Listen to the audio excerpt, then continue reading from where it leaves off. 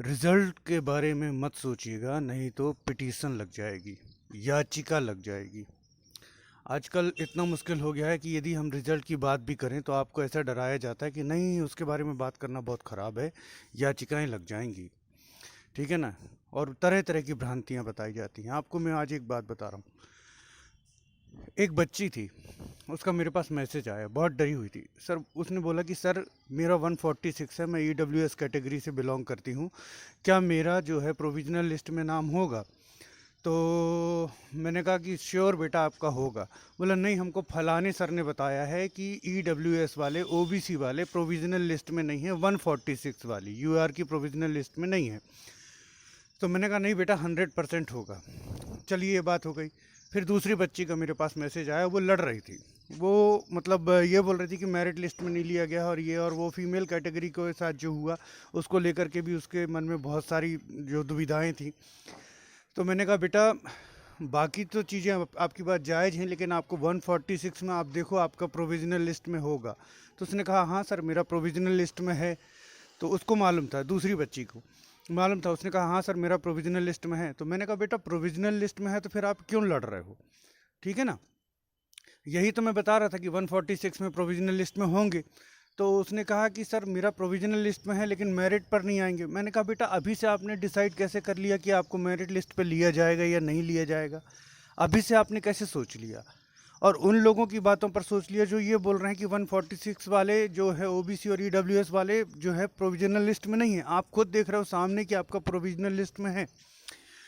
तो यहाँ से मेरे को एक बात श्योर हो गई कि मैं जो कह रहा हूँ वो सही है, कि 146 में ईडब्ल्यूएस और ओबीसी वाले लिए गए हैं। तो मैंने उस बच्ची से बोला कि आप अपना स्कोर कार्ड और रोल नंबर मुझे भेजो। उस बच्ची ने ट्रस्ट करके मुझे भेज दिया। फिर उस पहली बच्ची का मेरे पास मैसेज आया, सर प्लीज़, अगर आप, मैंने फिर एक वीडियो बनाया था कि मेरे पास जो है 146 के प्रूफ्स हैं कि 146 वाले यूआर की प्रोविजनल लिस्ट में हैं। तो फिर सेकंड बच्ची का मेरे पास मैसेज आया कि सर प्लीज़ आप वो स्कोर कार्ड दिखाइए, क्योंकि मेरा जो रोल नंबर मैं भूल गई हूँ और वो इंदौर में रखा है और मैं अभी अपने घर में हूँ।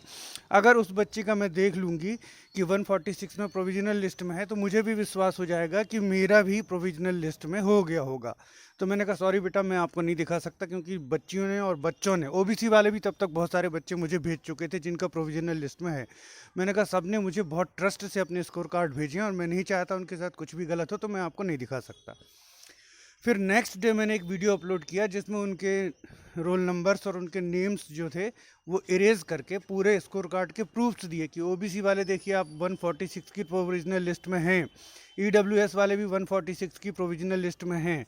और बात ये उठती है कि ईडब्ल्यूएस का तो कोई इश्यू ही नहीं है 14% और 27% में। तो जब ईडब्ल्यूएस का कोई इश्यू नहीं है और ईडब्ल्यूएस का इश्यू ना होने के बावजूद उनको 146 की प्रोविजनल लिस्ट में, यूआर वाली प्रोविजनल लिस्ट में रखा गया है, मतलब ओबीसी वाले भी 146 की प्रोविजनल लिस्ट में आएंगे। पूरे प्रूफ्स मैंने दिए उसमें, उस वीडियो में। उसके बाद तो ढेरों स्कोर कार्ड्स बच्चों ने मुझे अपने, मतलब अपने स्कोर कार्ड्स मेरे पास भेजे। तो मैं ये आपको क्या बता रहा था? मैं आपको ये बता रहा था कि किस तरह से मिसगाइड किया जा रहा है, किस तरह से मिसगाइड किया जा रहा है। टू 2019, ठीक है ना, 2020, 2021, तीन रिजल्ट्स, दो आ गए, एक आना बाकी है 2020 मेंस का। ठीक, सारे बच्चों को, ठीक है, मैं सबसे पहले ये बोल देता हूँ कि जिसको ये लग रहा है कि जिसके साथ सही नहीं हुआ वो ऑनरेबल कोर्ट जाए, और वो जा रहे हैं। कुछ लोगों की मांगे जायज़ भी हैं, तो मैं कहता हूँ उनको जाना भी चाहिए। मैं ये नहीं कहता हूँ कि सबकी मांगे नाजायज़ हैं। जिन लोगों की मांगे जायज़ हैं उनको जाना भी चाहिए। लेकिन इतना डराया जा रहा है बच्चों को कि अगर आप रिजल्ट की बात भी करोगे तो अरे नहीं, वो तो याचिका लग जाएगी और विवाद हो जाएगा और ये हो जाएगा, वो हो जाएगा, फलाना हो जाएगा। तो देखिए, जब 2019 का रिजल्ट आया था तब मैंने बार बार कहा था कि बेटा, आयोग को 7 दिन के अंदर का समय दो और थोड़ा ये आयोग से निवेदन करो सब मिल करके कि इसको सुधारें। तब कोई नहीं बोला कुछ। ठीक है ना। अब 2019 का रिजल्ट आ गया, 2021 का रिजल्ट आ गया, ऑनरेबल हाई कोर्ट में याचिका लग गई। तो अब आप लोग बिल्कुल मत डरिए, 2020 का भी रिजल्ट आ जाएगा, याचिका जो लगनी है वो लगेंगी। जिन लोगों को लग रहा है कि उनके साथ गलत हुआ है वो हाई कोर्ट जाएंगे। तो आप लोग अब ऐसा बोला करिए, ठीक है, याचिका लगेंगी ना, याचिका लगने दीजिए, लेकिन याचिका कब लगेंगी? जब रिजल्ट आएगा। रिजल्ट ही नहीं आएगा तो याचिका भी कैसे लगेंगी? तो रिजल्ट तो आने दीजिए। बात यह है बेटा कि सारा सही और गलत खुद के स्वार्थ के ऊपर घुमाया जा रहा है। जब 2020 का मेंस किसी को देना था, ठीक है ना, तो 2020 में भी तो 113% बच्चे लिए गए थे ना, तब ये गलत नहीं था क्योंकि उस समय मेंस देना था, ठीक है। अब मेंस खराब चला गया तो आज 113% का फॉर्मूला जो है वो गलत हो गया। समझिएगा, मैं नाम नहीं लूँगा किसी का, बहुत सारे टीचर्स के नाम के साथ मेरे पास मैसेजेस पड़े हुए हैं कि उनने क्या क्या बच्चों को बताया अपनी क्लासेस में। तो जब खुद को मेंस देना था तब ये 113% सही था, एक भी आवाज़ इसके खिलाफ नहीं उठाई गई।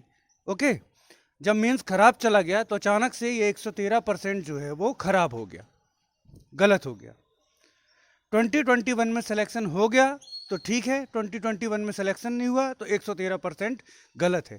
आप मुझ पर ट्रस्ट कर सकते हो बेटा, क्योंकि 2019 से मेरा कोई सरोकार नहीं था, लेकिन मैंने उनके लिए ढेरों वीडियोस बनाए थे उन लोगों के लिए, और मेरा 2020 में भी हुआ है, मीन्स अपीयर्ड हूँ, ठीक है ना, और 2021 में भी हुआ है, तो मुझे भी देना है एग्ज़ाम। लेकिन मैं कभी भी आप लोगों के साथ गलत नहीं कर रहा हूँ कि यार मुझे क्या लेना देना, मेरे तो दोनों एग्ज़ाम, ठीक है ना, मैं अपनी पढ़ाई पर फोकस करूँ, दिन रात कौन आपको समझाता रहे। मैं एक वीडियो समझाता हूँ, पता नहीं 4 घंटे में आपको कौन कंफ्यूज कर देता है, आप लोगों के फिर ढेरों क्वेश्चंस आने लगते हैं, सर ऐसा है, ऐसा है, ऐसा है, ऐसा है। तो अब मैं आपको फाइनली ये बोल रहा हूँ कि आप लोग कोर्ट केस से मत डरिए, बिल्कुल मत डरिए। जब आपको कोई कोर्ट केस से डराता है कि पिटीशन लग जाएगी, याचिका लग जाएगी, तो बोलना भाई वो तो तब लगेगी जब रिजल्ट आएगा। रिजल्ट ही नहीं आएगा तो आप लोग अपना काम कैसे कर पाओगे? पिटीशन लगाने का आपका काम पिटीशन लगाना है ना, तो रिजल्ट ही नहीं आएगा तो आप अपना काम कैसे करोगे? हम तो आपको सहयोग कर रहे हैं, कि आप पिटीशन लगा सको, है ना। जब रिजल्ट आएगा तभी तो पिटीशन लगेगी। तो अब आप लोग इससे बिल्कुल मत डरना। अगर आपको कोई डराता है कि वो फालतू ये है और ये फार्मूला गलत है और वो फार्मूला गलत है और पिटीशन लग जाएगी, बोलना ठीक है पिटीशन लग जाएगी। ऑनरेबल जजेस बैठे हुए हैं, उनको जो सही लगेगा वो डिसीजन वो देंगे, वो जजमेंट वो देंगे। अगर उनको लगेगा गलत है तो वो गलत बोलेंगे, उनको लगेगा सही है तो वो सही बोलेंगे, ठीक है ना। लेकिन आप 5 साल से, 4 साल से, 3 साल से, 2 साल से, 1 साल से, जो भी जितनी भी अरसे से आप प्रिपरेशन कर रहे हो, क्या इसलिए प्रिपरेशन कर रहे हो कि हम इतना डर जाएंगे, इतना डर करके बैठ जाएंगे कि हम अपना रिजल्ट ही नहीं मांगेंगे? रिजल्ट ही नहीं आएगा तो कोई प्रक्रिया आगे कैसे बढ़ेगी, है ना। तो आप रिजल्ट को बिल्कुल डिमांड पर अड़े रहिए और मेरे वीडियोस तब तक आते रहेंगे जब तक रिजल्ट नहीं आ रहा है, ठीक है ना। तो मैं एक ही टॉपिक को लेकर के चल रहा हूँ, हालांकि इससे व्यूज़ कम हो रहे हैं, लेकिन मैं कहीं भी इस मुहिम से पीछे नहीं हटा हूँ। मैं बराबर रिजल्ट को लेकर के ही आपके जो वीडियोज़ है वो मैं प्रेजेंट करता जा रहा हूँ। तो अब आप लोग बिल्कुल डरना छोड़िए और अब आप लोग बिल्कुल सीना ठोक करके बोला करिए हाँ ठीक है, याचिका लगने दीजिए, जो होगा देखा जाएगा। लेकिन कम से कम कुछ आगे तो बढ़ेगा। जिस तरीके से 2019 का रिजल्ट आ गया, 2021 का आ गया, उसी तरीके से 2020 का भी आ जाएगा। याचिका लगेगी, लगने दीजिए, कोई दिक्कत नहीं है, ठीक है ना फ्रेंड्स। ओके, अब आप इतना डरिएगा मत। फटाफट डर डर के आप लोग मेरे को मैसेजेस करने लगते हैं। सबके रिजल्ट्स खतरे में डाल दिए गए हैं। 2019 वालों का रिजल्ट खतरे में है, 2020 वालों का रिजल्ट खतरे में है, 2020 का तो अभी आया भी नहीं, वो खतरे में है, 2021 का रिजल्ट खतरे में है। जरा सोचिए, 24,000 बच्चों का भविष्य लटका दिया गया है। कुछ मांगे जायज़ हैं, मैं अपने पिछले वीडियोज़ में बता चुका हूँ। ओबीसी की भी कुछ मांगे जायज़ हैं, कुछ एससी की बातें भी जायज़ हैं, वो सारी चीज़ें मैं बोल चुका हूँ। कोई ये नहीं बोलेगा आप ओबीसी के लिए नहीं बोलते, एससी के लिए नहीं बोलते, पिछले ढेरों वीडियोज़ में मैंने बोला है। लेकिन मैं इस बात से सहमत नहीं हूँ कि रिजल्ट ही ना आए। जब रिजल्ट आएगा तब को हमको पता चलेगा क्या सही है क्या गलत है, और हम उसके खिलाफ एक्शन लेंगे। जिन बच्चों को लगता है कि नहीं यार कुछ गलत हुआ है तो वो ऑनरेबल कोर्ट जाएंगे, वहाँ से उनको रिलीफ मिलेगा। मेरा कहना ये है, ठीक है ना। तो रिजल्ट हमको हर हाल में लेना है, और सिर्फ रिजल्ट 2020 लेने की बात नहीं है। ये जो बोला जा रहा है ना 87-13% फॉर्मूला गलत है, मैं मानता हूँ कि आयोग ने मनमानी की है, लेकिन इसके अलावा कोई चारा नहीं था भाई, इसके अलावा कोई चारा नहीं था, एक फार्मूला तो बनाना ही था। अब ऑनरेबल कोर्ट के ऊपर है, ऑनरेबल कोर्ट में याचिका लग गई हैं, ऑनरेबल कोर्ट अगर चाहेगा तो जो उनको सही लगेगा वो जजमेंट देंगे, ऑनरेबल जजेस के ऊपर है। हम थोड़ा ना कह सकते हैं कि क्या सही वो जजमेंट देंगे और क्या नहीं देंगे, राइट। तो 2019 वाले, 2021 वाले और 2020 वाले जिनका रिजल्ट नहीं आया है, अब ये आपके हाथों में है कि आपकी मेहनत के साथ कोई खिलवाड़ न कर पाए, जस्ट इस वजह से कि उनका सिलेक्शन नहीं हुआ है। जिनका रिजल्ट आ चुका है उनका रिजल्ट पर उनको बराबर नज़र रखनी है कि फालतू की बातें ना फैलाई जाएं, फालतू की बातें ना फैलाई जाएं। जो भी करना है वो ऑनरेबल कोर्ट करेगा, ऑनरेबल कोर्ट को जो सही लगेगा वो करेगा, ठीक है ना। और 2020 वालों को अपने रिजल्ट की मांग पर बराबर अड़े रहना है। रिजल्ट उनको चाहिए, जैसे 2020 का आ गया, 2019 का आ गया, कोई प्रॉब्लम नहीं हुई, याचिका लग गई, वैसे 2020 में भी लग जाएगी, कोई दिक्कत नहीं है। आप सोचिए जरा कितना मिसगाइड किया जाता है। 113% रिजर्वेशन है। अरे मेरे भाई 113% रिजर्वेशन कहाँ है, जरा कोई मुझे बताए। रिजर्वेशन कितना है अभी बताइए। अभी 60% है। ओबीसी का 13% और बढ़ जाए, अगर 27% हो जाए तो 73% हो जाएगा। नहीं बढ़ता तो 60% ही रहेगा, ठीक है। 20% किसका है, एसटी वालों का। 16% किसका है, एससी वालों का है, ठीक। 14% किसका है, ओबीसी वालों का है। 10% किसका है, ईडब्ल्यूएस वालों का है। बाकी जो 13% रखे गए हैं, ये किस लिए रखे गए हैं? ये रखे गए हैं भाई साहब आपकी प्रोविजनल लिस्ट में। ये रिजर्वेशन नहीं है। 113% रिजर्वेशन पर नहीं आया है रिजल्ट, 113% पर आया है, लेकिन 113% रिजर्वेशन पर नहीं आया है, ठीक है। अगर ओबीसी का 27% भी हो जाता है तो रिजल्ट पर जो रिजर्वेशन है वो कितना हो जाएगा? रिजर्वेशन जो है आपका हो जाएगा 73%। ओके, सो रिजर्वेशन 113% नहीं है, 113% पर रिजल्ट आया है और वो फाइनली जाकर के 100% ही रहेगा। कोई 113% नहीं हो जाएगा रिजल्ट। फाइनली कैसे? 100% का 100% ही रहेगा, मतलब 100 पोस्ट हैं तो 100 लोग ही सिलेक्ट होंगे। कैसे?